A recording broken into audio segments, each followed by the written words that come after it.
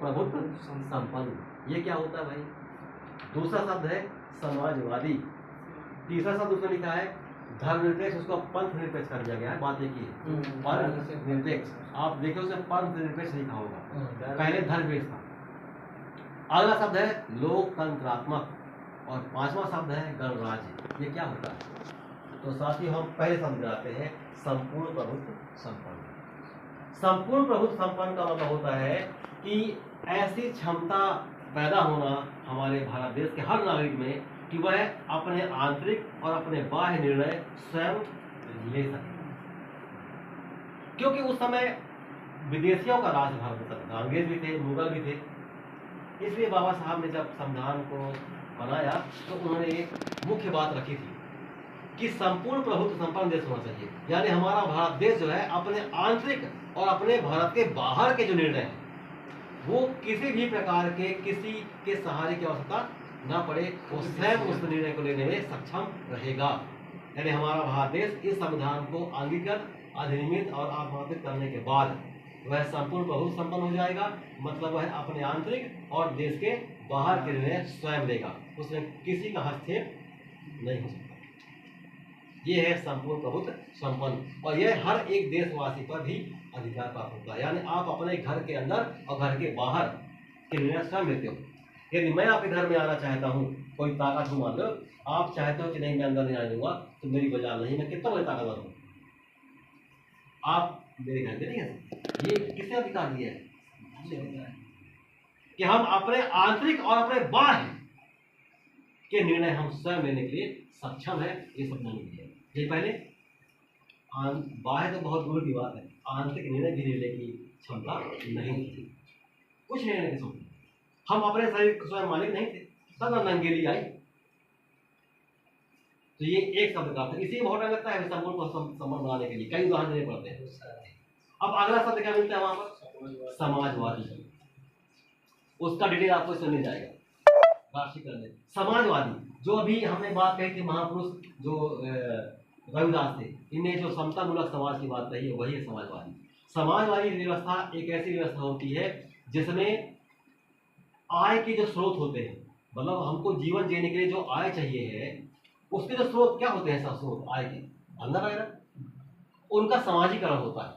उनका समाजीकरण होने का मतलब ये है कि जितने भी आय के स्रोत हैं, जो पूर्ण आय है देश की, उसमें पूरा अधिकार किसका होना चाहिए? राज्य का होना चाहिए, यानी देश के शासन का होना चाहिए।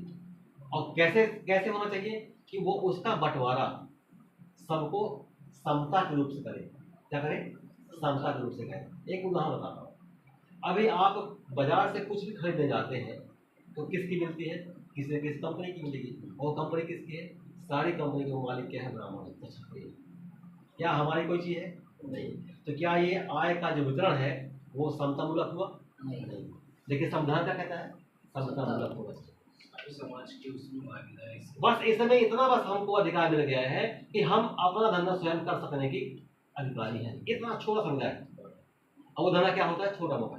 जबकि वो कहा गया है कि बड़े बड़े जो उद्योग होते हैं उनका बंटवारा भी राज्य के अधिकार में होना चाहिए। ये मोदी इसीलिए पूंजीपतियों को सब देते जा रहा है सरकारी चीज, क्योंकि सरकारी चीजें सबका अधिकार है सबको।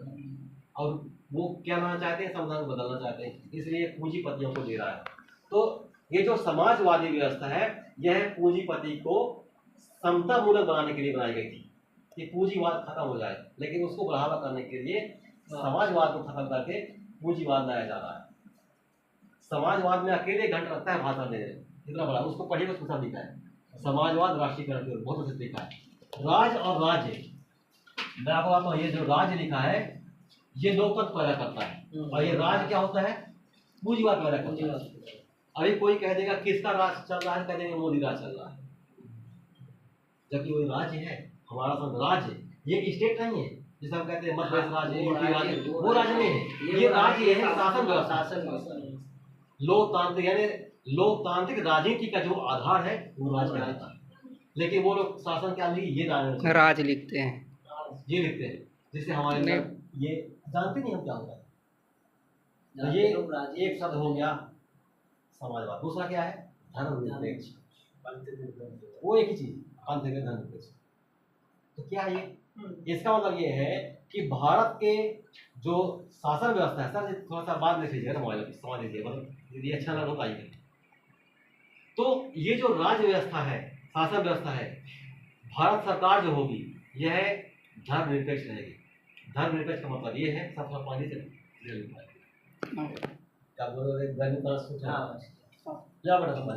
तो धर्मनिरपेक्ष का मतलब ये है कि जो भारत सरकार होगी, भारत का जो राज्य व्यवस्था है वो किसी एक धर्म का नहीं होगी, यानी वो किसी भी एक धर्म का प्रचार प्रसार नहीं कर सकती या किसी भी व्यक्ति को धर्म को मानने के लिए मजबूर नहीं कर सकती। धार्मिक स्वतंत्रता का मतलब यही होता है कि जो व्यक्ति जो चाहे उस धर्म को अपना सकता है और उस धर्म के आधार पर वो चल सकता है, सरकार उसमें किसी प्रकार का हस्तक्षेप नहीं कर सकती। ये है धर्मनिरपेक्ष।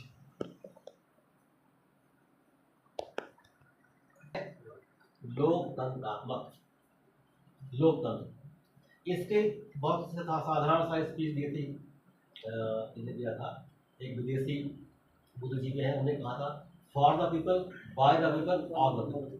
हिंदी में जनता की, जनता के लिए, अजंता के द्वारा। अब्राहम लिंकन है। अब्राहम लिंकन ने कहा, यानी कि पूरी शक्ति का जो विकेंद्रीकरण है वो क्या है, जनता। भारत जो हमारा संविधान है उसकी क्षमता, जो पूरी शक्ति है वो कहाँ है, जनता में निहित है। बस यही है। यानी सरकार किसकी की, जनता की है। किस पर लागू होती है, जनता पर लागू होती है। और किसने बनाया है, जनता ने बनाया है। ये तीनों चीजें हैं लोकतंत्र। अब अगला शब्द क्या है, गणराज्य। गणराज्य शब्द का मतलब ये होता है कि यहाँ पर जो नेता पैदा होगा वो जनता पैदा करेगी। गणराज्य यानी राजतंत्र को खत्म करने के लिए गणराजतंत्र बनाया गया है। यानी कि यहाँ पर जो प्रधानमंत्री या राष्ट्रपति बनेगा वो जनता चुनेगी और उसका कार्यकाल निश्चित होगा, हमेशा के लिए नहीं होगा। वो कार्यकाल निश्चित किया गया 5 साल।